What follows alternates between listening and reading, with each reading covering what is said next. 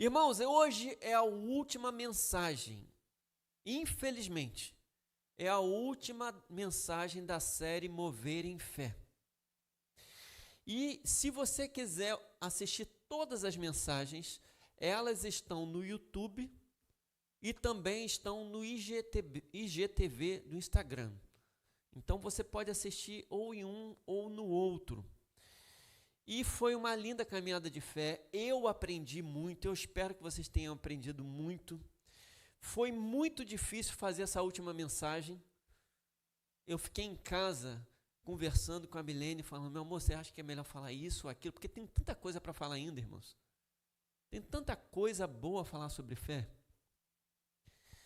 E a partir de semana que vem, nós vamos começar uma nova série. O nome da série é O Mais Importante é o Amor. Fala comigo. O mais importante é o amor.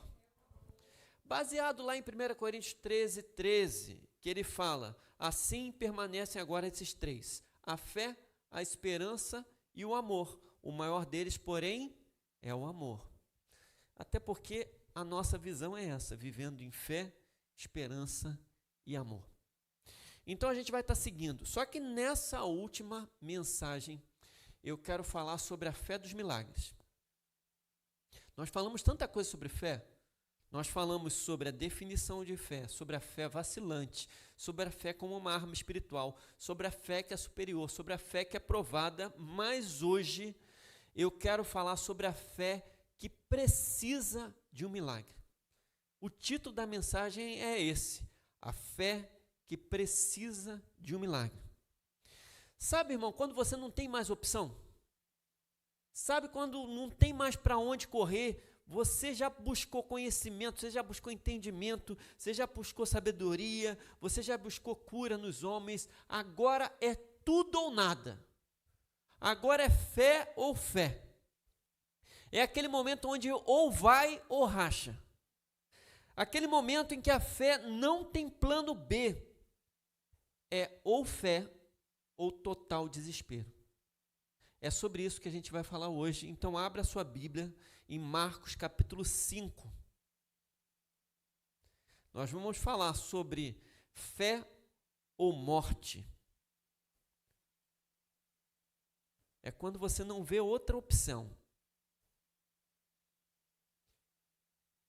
A fé precisa de um milagre. Marcos capítulo 5,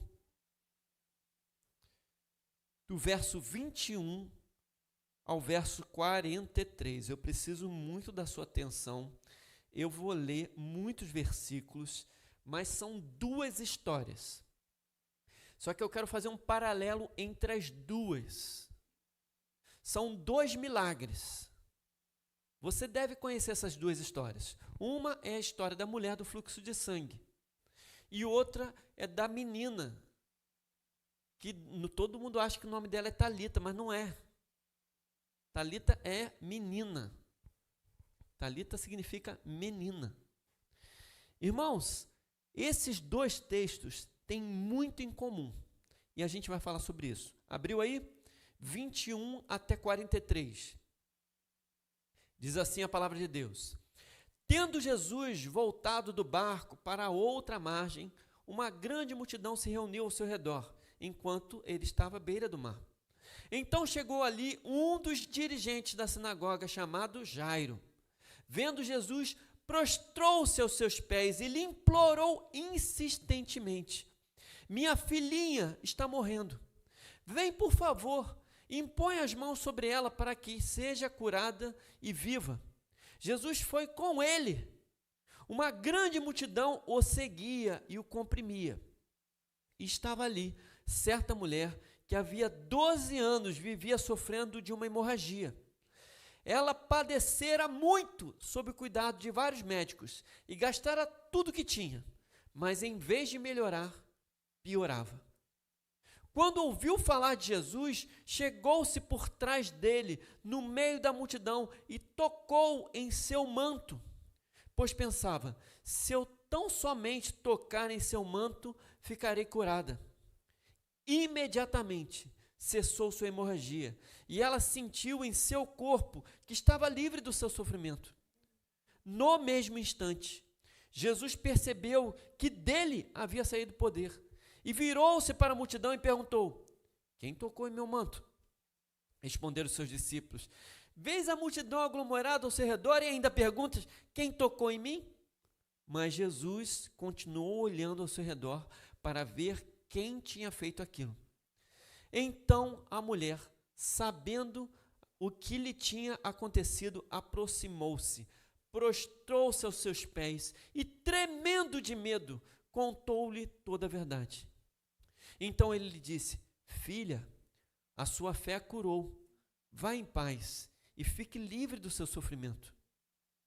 Enquanto Jesus ainda estava falando, chegaram algumas pessoas da casa de Jairo, dirigente da sinagoga. Sua filha morreu. Disseram eles: não precisa mais incomodar o mestre.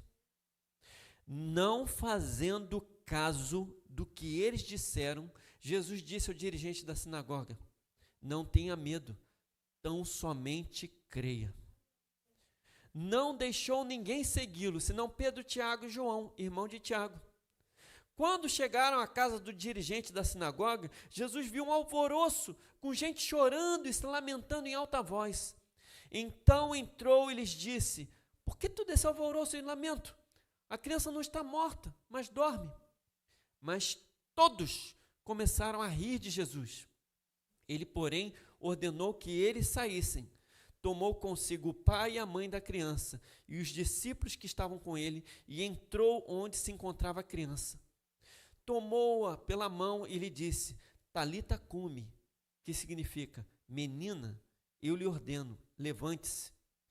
Imediatamente, a menina, que tinha 12 anos de idade, levantou-se e começou a andar.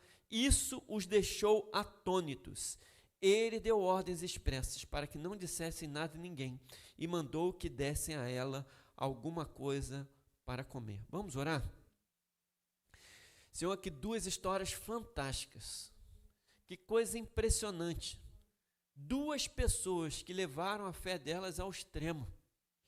Eles chegaram ao momento em que a fé precisava de um milagre. Na verdade, a fé exigia um milagre.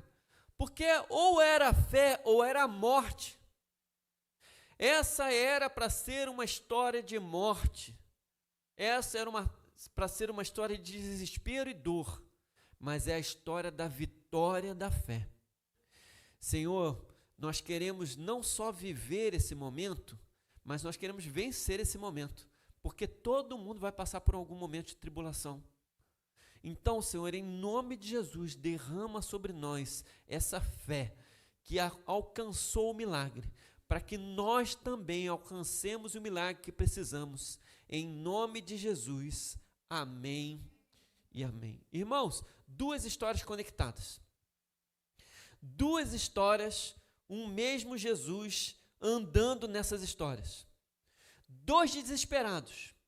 Um pai desesperado porque a filha vai morrer, uma mulher desesperada porque ela está piorando a ponto de morrer. Existe um desespero aqui.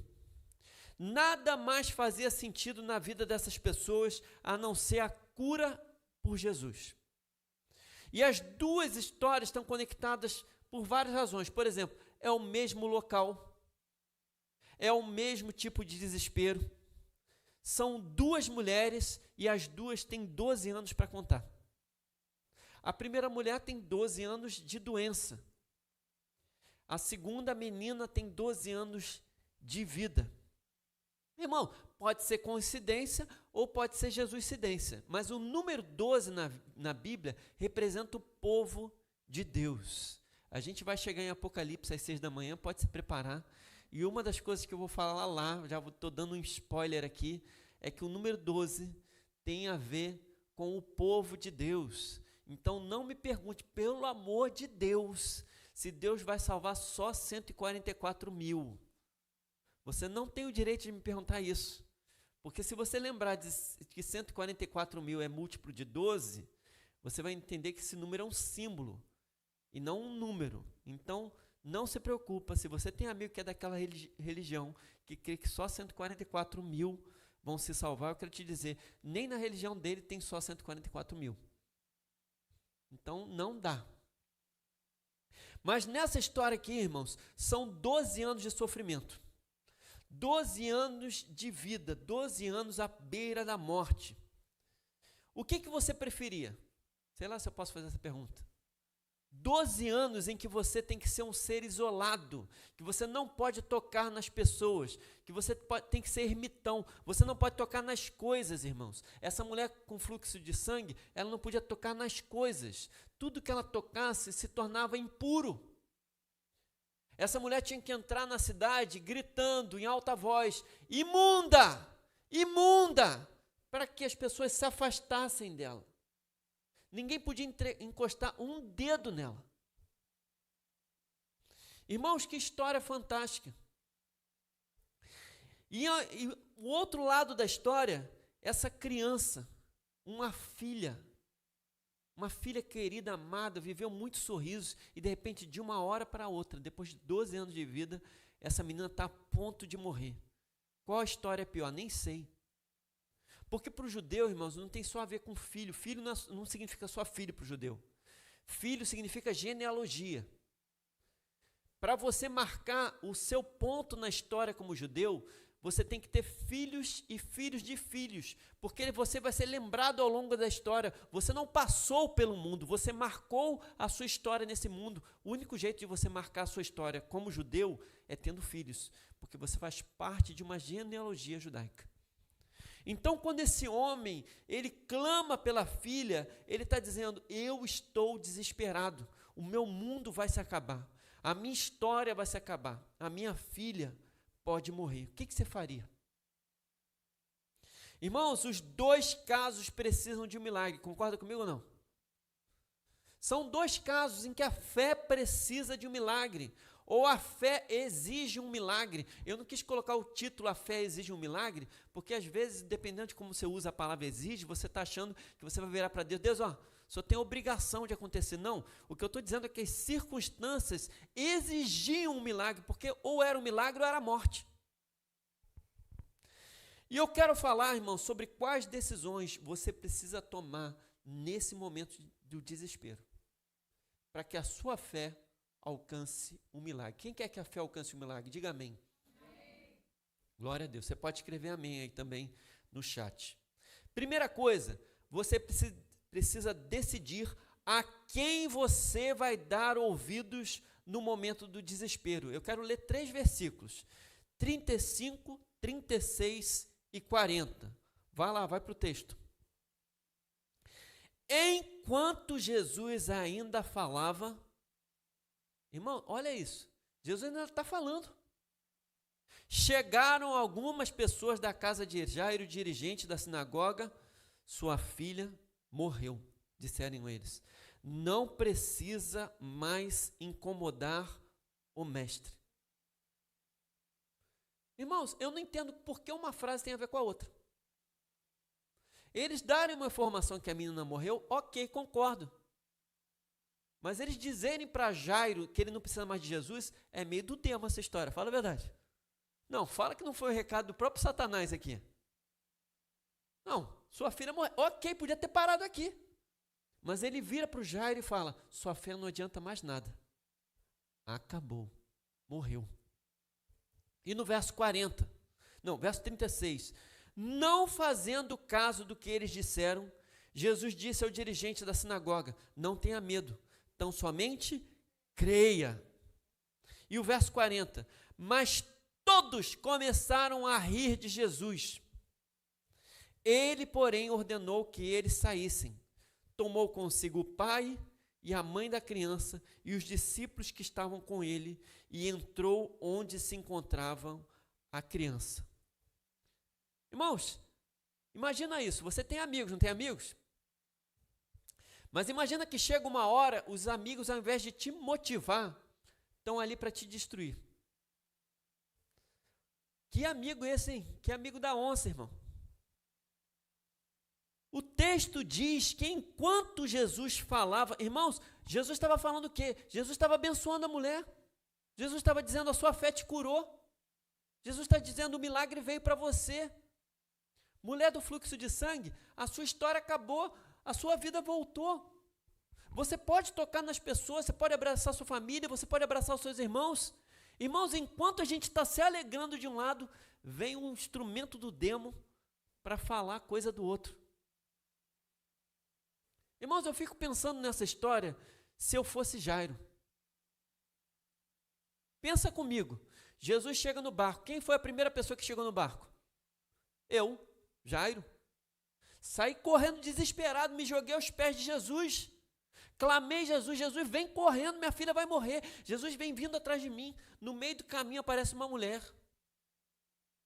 Essa mulher rouba poder de Jesus, sim ou não? Essa mulher começa a bater papo, Jesus para dar atenção para a mulher, Jesus cura a mulher. Enquanto eu estou esperando ele, mas na verdade ele estava indo comigo para minha casa, para curar minha filha. Nesse momento alguém chega e fala, sua filha morreu. Gente, eu acho que eu ia querer até matar a mulher. Você atrapalhou a minha história. Podia ser minha filha ao invés de você. Irmão, deixa eu dizer uma coisa. Não é porque outra pessoa alcançou a vitória que você obrigatoriamente tem que alcançar a derrota. Por que a história de vitória da pessoa não pode ser a sua também? Uma coisa não tem nada a ver com a outra. Mas normalmente a nossa reação é a gente não crer mais, a gente querer desistir. A gente cansa, a gente ouve a boca do inferno e a gente desiste, é verdade ou não é verdade? Só que aqui, irmãos, é uma fé que ela precisa do milagre. O pai não tem opção. O pai está desesperado, igual a história da semana passada. A mulher insistia, uma pessoa na nossa célula, da célula de quinta-feira, ela falou, mas também essa mulher não tinha mais para onde ir, era a filha dela que estava morrendo. Ela era mãe é mãe. Mãe toma lambada, mas segue adiante.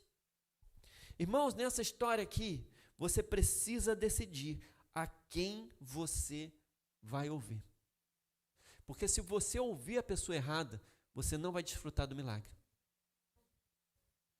Escuta isso, irmãos. Eu não sei se você percebeu no versículo 36. Você percebeu? Versículo 36 começa assim. E Jesus não deu a mínima para eles. Pastor, não está escrito isso no verso 36? Não, está sim, irmãos. Está escrito assim. Não fazendo caso do que eles disseram. O que eles disseram? Sua filha morreu, não incomode o mestre. O que o mestre fez? Não deu a mínima. Irmão, se você recebe uma palavra do inferno que está atrapalhando o seu milagre, o que você faz? Não dá a mínima. Vira para a pessoa do seu lado e fala, você não dá a mínima. Nunca ouça a voz do inferno. Nunca ouça a voz do inferno. Esses dias a gente teve um milagre também, Deus restaurando. Não foi verdade? E as pessoas dizendo, não vai restaurar, não vai receber de volta. Meu irmão, não ouve a voz do inferno, não. Deus age, irmãos. Deus age. Jesus, e olha que interessante, deixa eu dar um conselho para você, que é o mesmo conselho que Deus aqui. Para de andar com quem te empurra para trás. Você percebe nessa história? Olha lá no verso 37. Quantas pessoas tem atrás de Jesus? Tem Jesus, tem os discípulos, só os apóstolos são 12, os discípulos podem ser 72, segundo Lucas 10, tem a multidão, tem a mulher do fluxo de sangue, tem os amigos de Jairo. Quem Jesus deixou seguir? Não, irmão, só vai andar comigo quem crê comigo. Não, deixa esse pessoal todo para trás. Ah, pastor, o senhor está exagerando. Estou exagerando? Será que eu estou exagerando? Verso de número 40. Jesus chega, fala, a menina não está dormindo não, a menina não está morta não, ela está dormindo. Todo mundo começa a rir. O que Jesus faz logo em seguida? Todo mundo para fora. Para fora, vão saindo todo mundo, só vai ficar aqui quem crê, tá? Tchau, Deus te abençoe, porque eu não estou contigo não, mas, irmão, não é isso que Jesus faz aqui? Então eu vou dar um conselho para você, que é o primeiro conselho que eu tenho que te dar. Fica longe da voz do inferno. Cuidado com o que você ouve, porque às vezes o que você ouve te influencia. E por que você não pode ficar andando com essa pessoa? Porque Às vezes, a primeira vez você não crê, mas a segunda vez você se abala. Na terceira vez você bambeia, na quarta vez você dá razão. E aí você começa a concordar com o inferno. E você para de crer no milagre. Irmão, não ouça a voz do inferno. Nunca ouça a voz do inferno. Segunda coisa que eu percebo nesse texto. Você precisa decidir que Jesus é tudo que você tem. Olha os versos 22, 23 e 33. Então chegou ali um dos dirigentes da sinagoga, chamado Jairo. Vendo Jesus, prostrou-se aos seus pés e lhe implorou insistentemente: minha filhinha está morrendo, vem por favor, e impõe as mãos sobre ela, para que seja curada e viva. Irmãos, o Rick Warren vai dizer: você nunca saberá que Deus é tudo que você precisa, até que Ele seja tudo que você tem. Eu vou repetir: você nunca saberá que Deus é tudo que você precisa, até que Ele seja tudo o que você tem. E eu vou ler também o verso de número 33. Então a mulher, sabendo o que lhe tinha acontecido, aproximou-se, prostrou-se a seus pés e, tremendo de medo, contou-lhe a verdade. Irmãos, você já se perguntou por que essa mulher estava tremendo de medo? Ela já foi curada. Ela não tinha mais fluxo de sangue. Por que ela está tremendo de medo? Alguém tem ideia? Eu vou te dizer, irmãos, ela era o mesmo que um leproso. E ela se esgueirou no meio de uma multidão, sim ou não? E ela passou desapercebida, ou seja, ela não passou gritando: imunda, imunda, imunda. Ela veio com o fluxo de sangue dela, tocando em todas as pessoas, tornando todas as pessoas imundas junto com ela. E ela vai lá, irmãos, e toca em Jesus. Ela já foi curada, mas a partir do momento que ela chegou até ali, ela já poderia ser apedrejada. E é por isso que ela está tremendo de medo. Porque ela está pensando: se eles usarem a lei, eu estou morta. Se eles usarem o Velho Testamento, eu estou morta. E Jairo, irmãos, quem era Jairo? Jairo era o líder da sinagoga.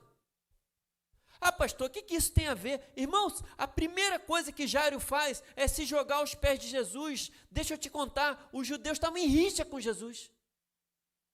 Os judeus odiavam Jesus. Jesus era visto como inimigo. Ele teve que abrir mão de tudo para clamar a Jesus. Irmãos, um líder de uma sinagoga nunca vai se jogar aos pés de ninguém. Porque no momento em que ele se joga aos pés de alguém, ele está declarando: essa pessoa é Deus. Irmãos, naquele segundo, ele rompeu com a sinagoga, ele rompeu com os judeus, ele rompeu com a sua história, ele abriu mão de tudo por Jesus. Irmãos, você precisa decidir que Jesus é tudo o que você tem. E a mulher, ela abriu mão da própria história, da vida, da possibilidade de morte. Ela se jogou aos pés de Jesus também, a mesma coisa que Jairo fez. Olha que história fantástica, parece que elas são correlatas, uma hora é um homem, outra hora é uma mulher. Ela se joga aos pés de Jesus. Ela declara: eu sei o que você fez por mim, eu sei quem você é, eu sei que só você pode fazer o milagre. Irmãos, eles precisaram se expor, eles precisaram lutar contra tudo e contra todos, mas Deus os recompensou. Diga amém. Você quer, irmãos, você quer viver a fé que alcança esse milagre? Abdique dos seus direitos e das suas vontades. Se agarre a Jesus como se ele fosse tudo que sobrou, porque na verdade ele é tudo que você precisa para ver o seu milagre. Irmãos, como esses homens se humilharam, homem e mulher. Os dois se prostraram, os dois reconheceram, os dois abriram mão da própria vida, da própria história por amor a Cristo. Você precisa também decidir que Jesus é tudo na sua vida. E terceiro, irmãos, Você precisa crer no impensável, no inimaginável, do inconcebível, da loucura. Olha os versos 27 e 28. Eu vou ler vários versículos. 27, 28, 35 e 39. Acompanha cada versículo. Quando ouviu falar de Jesus, chegou-se por trás dele, no meio da multidão, e tocou em seu manto, porque pensava, se eu tão somente tocar em seu manto, ficarei curada. Irmãos, deixa eu contar uma coisa para vocês. Vocês sabem, assim, os teólogos, eles discutem se esse toque de Jesus ou foi no vestido dele, porque naquela época usava vestido, e eles tinham uma orla no vestido. É como se fosse a bainha da sua calça, a bainha do seu vestido. Ou a mulher tocou na bainha do vestido de Jesus, ou ela tocou naquele manto que ele cobria, na ponta, provavelmente naqueles nós que ficavam na ponta. Irmãos, ela só tocou ali. Quem, em sã consciência, acharia que tocar em pedaço de algodão curava alguém? Fala para mim. Não, vou tocar na ponta de algodão, vai me curar. Não, eu lembro quando era pequeno, irmãos, e a gente brincava de pique-pega. Você gostava de brincar de pique-pega? Gostava? Eu gostava muito de brincar de pique-pega. Só que às vezes a gente correndo, a pessoa esbarrava na manga da camisa, ou esbarrava na ponta lá da camiseta. E a gente gritava o quê? Camisa não tem sangue. Quem lembra disso? Não, só quem viveu isso sabe o que eu estou falando. Lembra disso? Camisa não tem sangue. Por quê? Porque a gente achava que se a pessoa tocou na camisa, ela não tocou em você. Irmãos, essa mulher, ela creu que camisa tinha sangue. Ela creu, irmãos, foi um misto de humilhação, respeito e poder. Humilhação porque ela teve que se humilhar para tocar no manto. Respeito porque ela não quis, como é que eu posso dizer isso? Ela não quis tornar imundo o mestre, então ela pensou, eu vou tocar no mínimo possível dele, para que o mínimo de imundícia minha passe para ele. Irmãos, que mulher. Não, fala para mim. É impensável isso. Irmão, você precisa crer no impensável. Verso 35, enquanto Jesus ainda estava falando, chegaram alguns da casa de Jairo, dirigente da sinagoga, sua filha morreu, disseram eles, não precisa mais incomodá-lo. Verso 39, então entrou e lhes disse, porque todo esse alvoroço e lamento, a criança não está morta, mas dorme. Irmão, a criança estava morta ou não estava morta? Fala para mim. Estava! Não é que a criança não estava não, eles tinham certeza que a criança estava morta. A criança já estava fria, o coração já tinha parado de bater. Por que Jesus comenta que a criança dorme e não que ela está morta? Irmão, para Jesus não tem diferença para a pessoa viva ou morta, ele trata com a pessoa como ela é. E ele falou, ela não dorme porque eu vou ressuscitar e já vai acordar. Irmão, que história fantástica é essa? Mas esse pai, nesse momento, ele tem que decidir, a criança está morta ou está dormindo? Irmão, Jesus falou que ela está o quê? Então eu estou com ele. Mas todas as circunstâncias dizem que a criança está morta. O coração não bate mais, o sangue não circula mais, os órgãos não funcionam, a criança está gelada, ela está morta, as circunstâncias dizem, ela está morta, mas Jesus disse o quê? Ela dorme, eu estou com quem? Eu estou com Jesus. Eu vou crer no impensável, no improvável, no impossível. Você precisa, para alcançar essa fé que alcança milagre, você precisa crer no impossível. O impossível, o impensável, ele é alcançável para quem crê em Jesus. Você precisa crer contra tudo e contra todos. Você precisa crer no inimaginável como se ele fosse um fato. Diga para a pessoa do seu lado, você precisa crer no impossível.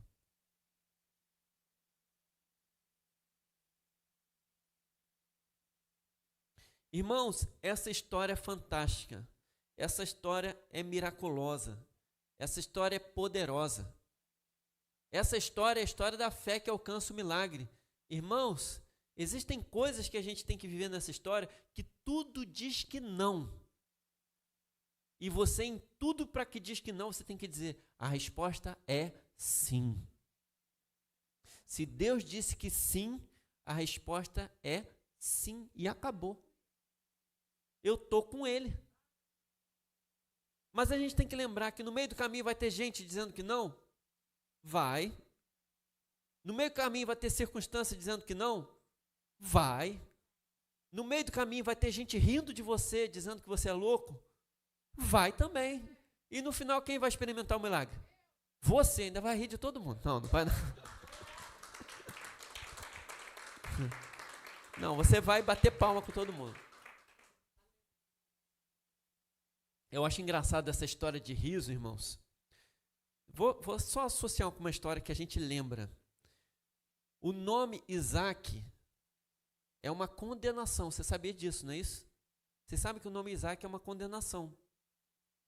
Vocês não lembram? O nome Isaac é uma condenação. O anjo do Senhor está sentado diante de Abraão. E ele fala, vou voltar daqui a 1 ano. E a Sara vai ter um filho. A Sara está do lado de fora da tenda, ouvindo escondida, e ela ri. O anjo chama ela para dentro. E ele pergunta, você riu, não riu? Ela fala, eu? Não. Ele falou, o nome dessa criança vai ser Isaac. O que significa Isaac? Riso, porque você riu. É uma humilhação ou não é uma humilhação? É uma coisa negativa ou não é uma coisa negativa? Sara tem Isaac, e ela bota o nome dele de riso, para que todos se alegrem comigo. Ela transformou o que era maldição em bênção. Irmãos, Deus tem uma nova história para você. Deus tem um milagre para você. A pergunta é, qual milagre você precisa? Qual milagre você precisa? Essa hora de você pedir, irmão, pede com gosto. Não, esse é o tipo de mensagem que você tem que pedir assim, lá, vai, não, você mete o pé, afunda, irmão, com vontade. Qual milagre você precisa? Porque a fé que alcança o milagre tem que vencer essas batalhas. A batalha da mente, irmãos, a batalha dos inimigos, a batalha do desespero. A certeza que Jesus é tudo que você tem, não sobrou mais nada, Jesus é tudo que você tem. Então feche seus olhos. Eu quero desafiar você a viver essa fé do milagre, essa fé que tem poder para alcançar o milagre, essa fé que vai mudar aquilo que é possível, porque ela vai gerar do impossível o possível. Ela vai levar você para o impensável, o inimaginável. Aquilo que ninguém poderia imaginar é aquilo que você vai viver em nome de Jesus. Mas para viver essa fé, você primeiro precisa ter um momento de consagrar a sua vida a Jesus. Jesus precisa ser tudo que você tem. Porque Jesus é que quer chegar até você, segurar a sua mão e dizer para o seu milagre, cume. Como ele disse para a menina, levante-se, Talita, cume. Ele quer dizer para o seu milagre, cume, levante-se. Eu te ordeno que se levante. Se você quer viver esse milagre, eu quero desafiar você. Consagra sua vida a Jesus. Entrega sua vida a Ele. Deixa Ele ser o centro, o autor, o consumador. Que a sua história seja contada por Ele, nem por você mesmo. Se você quiser viver esse milagre, faz uma oração comigo. Diga para Deus assim: Senhor, Eu preciso do milagre. Senhor Jesus, perdoa os meus pecados, perdoa a minha incredulidade, perdoa quando eu não creio totalmente no Senhor. Senhor Jesus, eu quero que a minha fé seja alinhada a essa fé que alcança o milagre. Eu quero viver o que Jairo viveu. Eu quero viver o que a mulher do fluxo de sangue viveu. Eu quero ser chamada e chamado de filho, de filha. Senhor Jesus, transforma a minha história, para que eu viva o sobrenatural do Senhor. Em nome de Jesus. Amém e amém. Continua com os olhos fechados. Quantos fizeram essa oração comigo? Consagrando a vida de Jesus, entregando tudo a Ele. Levanta a sua mão se você fez essa oração. Você na internet, se você fez essa oração, levanta a sua mão.